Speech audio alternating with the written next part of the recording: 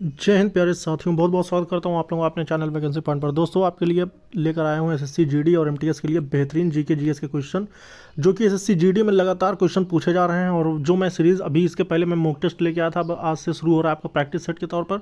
तो दोस्तों, ये जो प्रैक्टिस सेट है ये आपके लिए बेहतरीन साबित होगा एमटीएस जो अप्रैल में होने वाला है। और उसके साथ साथ मैं बता दूं कि जो जीडी का पेपर हो रहा है इसके हर शिफ्ट में क्वेश्चन देखने को मिल रहा है। तो आइए शुरू करेंगे। और डेली मैं इसको शाम को 5 बजे लेकर आता हूं। तो डेली की शाम की 5 बजे वाली क्लास में आप लोग जरूर ज्वाइन हो और चैनल को जरूर सब्सक्राइब कर लें, क्योंकि ऐसे बहुत महत्वपूर्ण क्वेश्चंस आप लोगों के लिए लेके मैं हाजिर होता रहता हूं। तो आइए आज का पहला क्वेश्चन देखेंगे, निम्नलिखित में से कौन सी अदिश राशि है। दोस्तों, आपको सबसे पहले राशियों के बारे में पता होना चाहिए कि राशि दो प्रकार की होती है, एक होती है सदिश और एक होती है अदिश। सदिश का मतलब जिसमें दिशा और परिमाण दोनों होता है। सदिश का मतलब कि दिशा के साथ, और अदिश का मतलब जिसमें दिशाएं जरूरी नहीं है, मतलब कि जिसमें दिशा नहीं होती। तो 81 की अगर बात करें तो 81 का ऑप्शन नंबर हो जाएगा आपका कौन सी सदिश राशि है।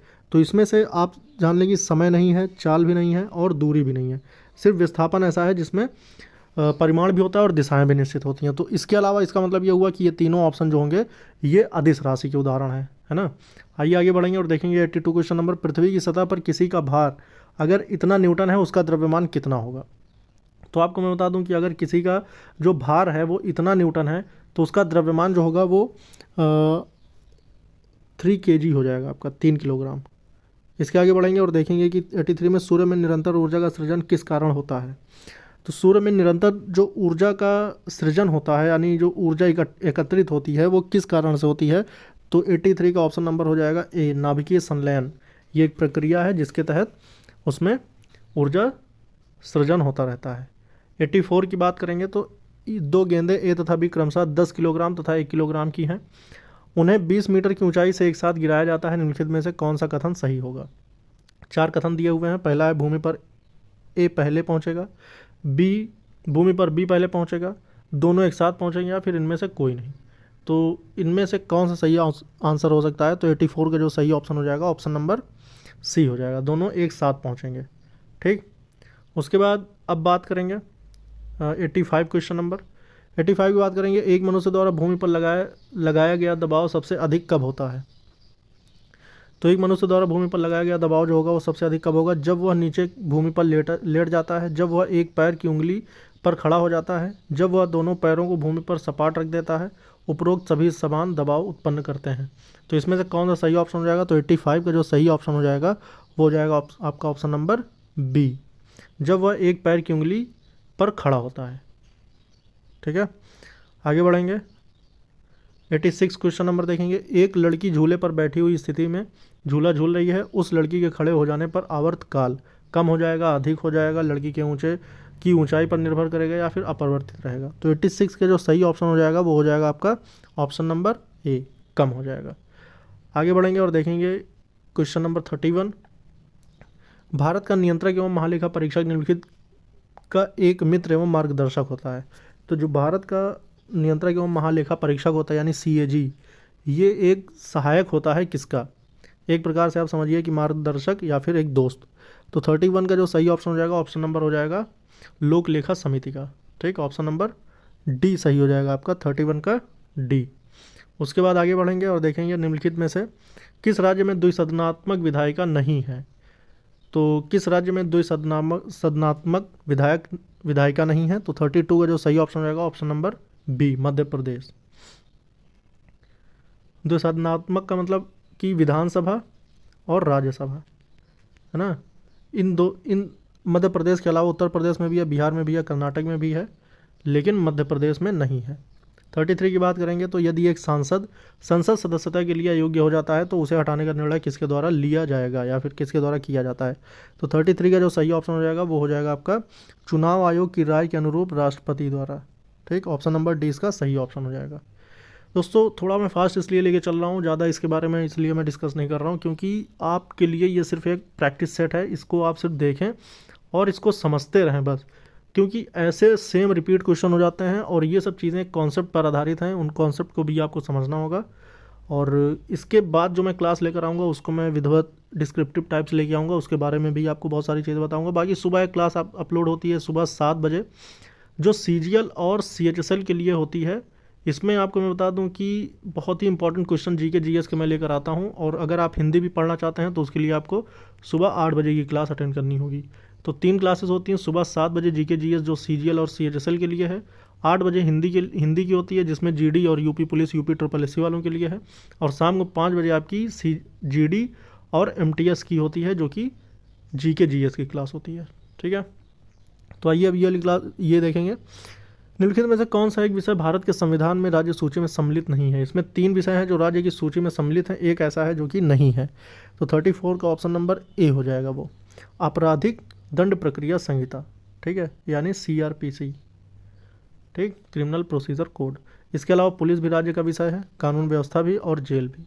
ठीक है, 35 का देखेंगे। निम्नलिखित में से कौन सा एक विषय सर्वोच्च न्यायालय एवं उच्च न्यायालय दोनों के अधिकार क्षेत्र में आता है? तो 4 ऑप्शन है, राज्यों के पारस्परिक विवाद, केंद्र और राज्य के मध्य विवाद, मूल अधिकारों का संरक्षण, संविधान के उल्लंघन से संरक्षण। तो 35 का जो सही ऑप्शन हो जाएगा ऑप्शन नंबर सी हो जाएगा, मूल अधिकारों का संरक्षण। ये आप सुप्रीम कोर्ट में भी जा सकते हैं और हाई कोर्ट में भी जा सकते हैं इसके संरक्षण के लिए। ठीक है, आगे बढ़ेंगे। 53 का देखेंगे। 53 में कह रहा है कि संसार में टाइटेनियम का अग्रणी उत्पादक कौन है? तो 53 का जो सही ऑप्शन हो जाएगा ऑप्शन नंबर हो जाएगा सी, यानी कि रूस। ठीक है, इसका सी ऑप्शन हो जाएगा। आगे बढ़ेंगे। इनुइट लोग नहीं पाए जाते हैं, 4 ऑप्शन है, अलास्का में, ग्रीनलैंड में, कनाडा में या फिर स्वीडन में। तो 54 का जो सही ऑप्शन हो जाएगा ऑप्शन नंबर हो जाएगा डी, स्वीडन में नहीं पाए जाते हैं कौन? इनुइट लोग। ठीक है, आगे बढ़ेंगे। भारत में नाबार्ड बैंक पुनः वित्त उपलब्ध नहीं कराता, किसके लिए? अनुसूचित व्यापारिक बैंकों को, क्षेत्रीय ग्रामीण बैंकों को, निर्यात आयात बैंक को, राज्य भूमि विकास बैंक को। तो 55 का जो सही ऑप्शन हो जाएगा ऑप्शन नंबर हो जाएगा सी, निर्यात और आयात बैंक को। ठीक है, दोबारा वित्त उपलब्ध नहीं कराता। 56 देखेंगे। जनगणना से क्वेश्चन आया है कि जनगणना 2011 देश की कौन सी जनगणना है? तो भारत की कौन से नंबर की जनगणना हुई थी ये 2011 में? तो 56 का जो सही ऑप्शन हो जाएगा ऑप्शन नंबर हो जाएगा सी, 15वीं जनगणना थी ये। अब जो होगी वो 16वीं होगी। जनगणना 2011 के अनुसार निम्नलिखित में से किस एक संघ राज्य क्षेत्र की आबादी न्यूनतम है? तो एक केंद्र शासित प्रदेश के बारे में बताना है जो कि वहाँ पे सबसे कम है। ये चारों केंद्र शासित प्रदेश हैं, दमन और दीव, दादरा एवं नगर हवेली, लक्षद्वीप और पुदुचेरी। इसके अलावा दिल्ली होता है, लद्दाख है और जम्मू एंड कश्मीर है।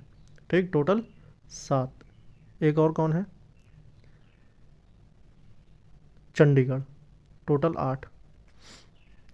टोटल 8 हैं आपके केंद्र शासित, जिसमें 4 ये दिया हुआ है, 4 मैंने बता दिया। तो 57 का जो सही ऑप्शन हो जाएगा वो हो जाएगा आपका ऑप्शन नंबर सी, लक्षद्वीप। आगे बढ़ेंगे और 58 क्वेश्चन नंबर देखेंगे। ये भी आपका जनगणना से है कि किस राज्य की साक्षरता दर सबसे अधिक है? ये तो बहुत ही फेमस क्वेश्चन है, ये आपको बिल्कुल आसानी से आ जाएगा। Option number A.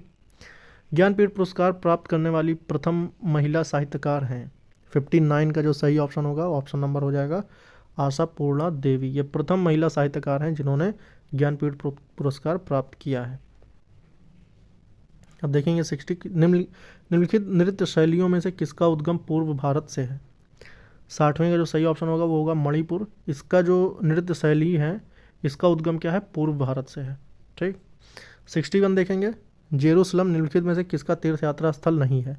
जेरूसलम जो है ये किसका तीर्थ यात्रा स्थल नहीं है?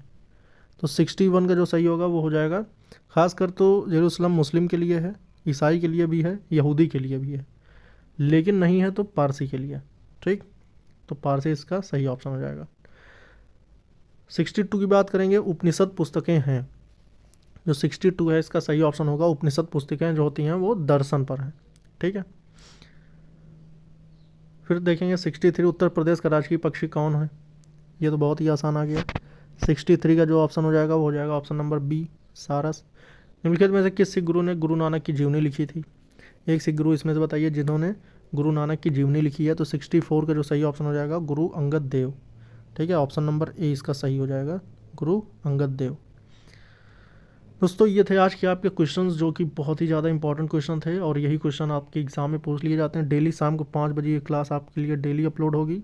आप लोग अगर जीडी और एमटीएस की तैयारी कर रहे हैं तो आप लोग इस क्लास को डेली अटेंड करें। और सुबह वाली जो जीके जीएस की होती है वो सीएचएसएल और सीजीएल के लिए होती है, मतलब उसका लेवल थोड़ा सा इससे हाई रहता है, जो कि खासकर इन दोनों एग्ज़ाम में पूछे जाते हैं। तो ज़्यादा से ज़्यादा चैनल को सब्सक्राइब कर लें, ज्वाइन कर लें। जीके जीएस की बहुत ही फास्ट रिवीजन के तौर पर ये क्लासेस मैं लेकर आता हूँ आप लोगों के लिए। उम्मीद करता हूँ वीडियो आपको पसंद आई होगी, लाइक और शेयर कर दीजिएगा। इस वीडियो में इतना ही दोस्तों, जय हिंद, जय भारत।